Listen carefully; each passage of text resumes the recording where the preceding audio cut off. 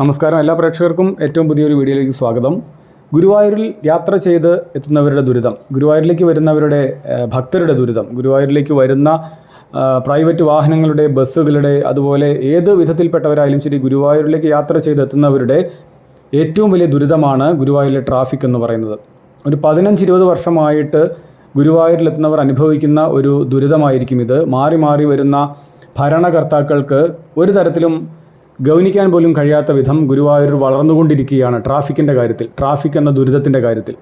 ഇപ്പോൾ നിങ്ങളിലേക്ക് എത്തുന്നത് ഒരു ആനയ്ക്ക് പോലും, കൊമ്പനായ ഒരു ആനയ്ക്ക് പോലും, ഒരു കൊമ്പൻ ആനയ്ക്ക് പോലും നടന്നു പോകാൻ കഴിയാത്ത അത്ര ഞെരുങ്ങിക്കഴിഞ്ഞു ഗുരുവായൂർ എന്നുള്ളതിൻ്റെ ഒരു നേർ സാക്ഷ്യമാണ്. ഒരു ആനയ്ക്ക് നടന്നു പോകാൻ പോലും ഇവിടെ കഴിയുന്നില്ല. കാരണം ഗുരുവായൂർ എന്ന് പറയുമ്പോൾ ആനത്താവളമുണ്ട്, ഗുരുവായൂരിൽ ഒരുപാട് ആനകൾ ദേവസ്വത്തിന് വകയുണ്ട്, ഗുരുവായൂരപ്പന് ഒരുപാട് ആനകൾ നടക്കിരുത്തിയത് ഉണ്ട്, എല്ലാം നമുക്കറിയാം. എന്നാൽ ഗുരുവായൂരിലേക്ക് എത്തുന്ന ഭക്തരെ പോലെ തന്നെ ഗുരുവായൂരിൽ നിന്നും ഗുരുവായൂരപ്പൻ്റെ അടുത്തേക്ക് പോകുന്ന, അല്ലെങ്കിൽ ഗുരുവായൂരപ്പൻ്റെ അടുത്ത് നിന്ന് തിരിച്ചു വരുന്ന കൊമ്പൻ ആനകൾക്ക് പോലും ഗതിയില്ല എന്നുള്ളതാണ് പറയേണ്ടി വരുന്നത്. കാരണം ഒരു ആന നടന്നു പോയാൽ ഏകദേശം അരമണിക്കൂർ നീളുന്ന ഒരു ട്രാഫിക് ബ്ലോക്കാണ് ഗുരുവായൂരിൽ സംഭവിക്കുക. ഇത് നിങ്ങൾക്ക് വിശ്വസിക്കാം, വിശ്വസിക്കാതിരിക്കാം. നിങ്ങൾക്കിത് അറിയണമെങ്കിൽ നേരിട്ട് ഗുരുവായൂരിലെത്തുക എന്നുള്ളതാണ്. ഒരു ആന നടന്നു പോയാൽ തീരുന്ന ട്രാഫിക്കാണ്, അല്ലെങ്കിൽ തീരുന്ന ഗതാഗതമാണ് ഇവിടുത്തെ. ഇതൊന്നും നിയന്ത്രിക്കാൻ ആർക്കും കഴിയില്ല.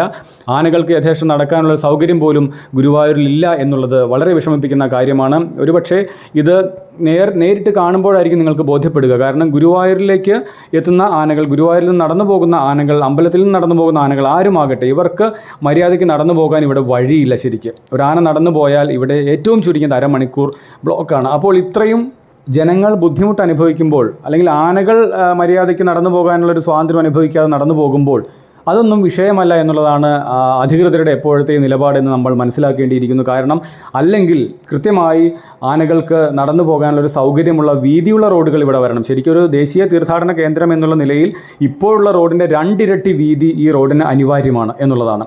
ഏറ്റവും ജനത്തിരക്കേറിയ മമ്മിയൂർ ജംഗ്ഷനിലൊക്കെ ഓവർ ബ്രിഡ്ജ് വരണം എന്നുള്ള ആവശ്യം ഉയർന്നിട്ട് കാലങ്ങളായി. പക്ഷേ ഇവിടെ നമ്മൾ വോട്ട് ചെയ്യാൻ മാത്രം ധൃതി കാണിക്കുന്നത്, അല്ലേ? വോട്ട് ചെയ്യാൻ മാത്രമാണ് നമ്മൾക്ക് ധൃതി. അത് കഴിഞ്ഞാൽ നമുക്ക് വല്ലതും കിട്ടുന്നുണ്ടോ? ജനങ്ങളെ പട്ടികളെ പോലെയാണോ ഇവരൊക്കെ നോക്കുന്നത് എന്ന് പോലും തിരിച്ചറിയാൻ കഴിയാത്ത അത്ര നമ്മുടെ മനസ്സും നമ്മുടെ ബുദ്ധിയുമെല്ലാം മരവിച്ചിരിക്കുന്നു എന്ന് പറയേണ്ടി വരും.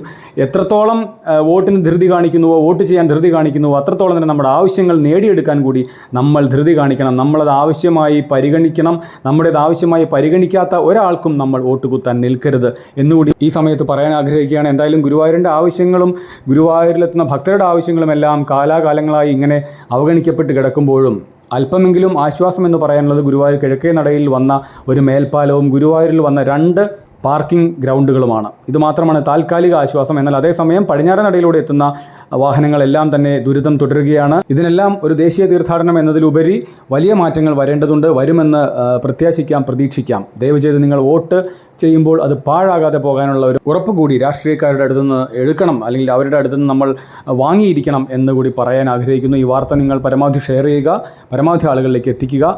താങ്ക്